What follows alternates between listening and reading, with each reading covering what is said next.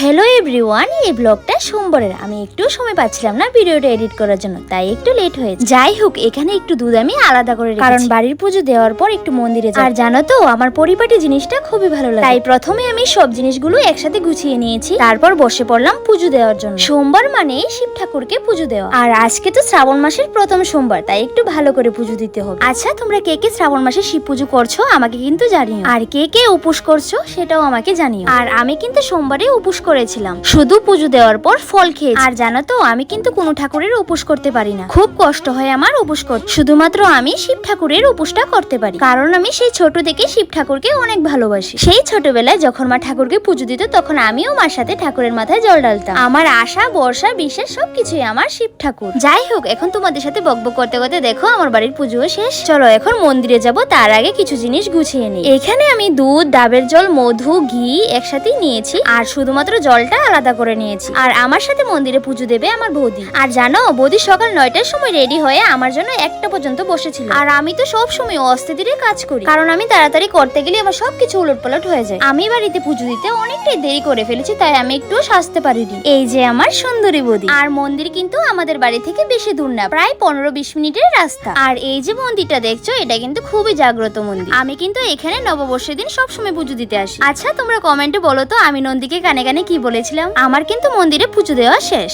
এখন বৌদি পুজো দিচ্ছে, তাই আমি একটু বসে আছি। এখন আমাদের দুজনের পুজো শেষ, তাই আমরা চলে যাচ্ছি বাড়িতে। আর জানো, আমি শিব ঠাকুরের উপোস করলে কখনোই আমার কোনো কিছু খেতে ইচ্ছে করে না। আর এই দেখো, আমার গাল পুরো টমেটোর মতন লাল হয়ে গেছে। আর সোমবারে কিন্তু প্রচন্ড রকমের গরম ছিল। চলো এখন একটু প্রসাদ খাবো। ভিডিওটা যদি ভালো লাগে লাইক কমেন্ট শেয়ার করে দিও। Thank you for watching.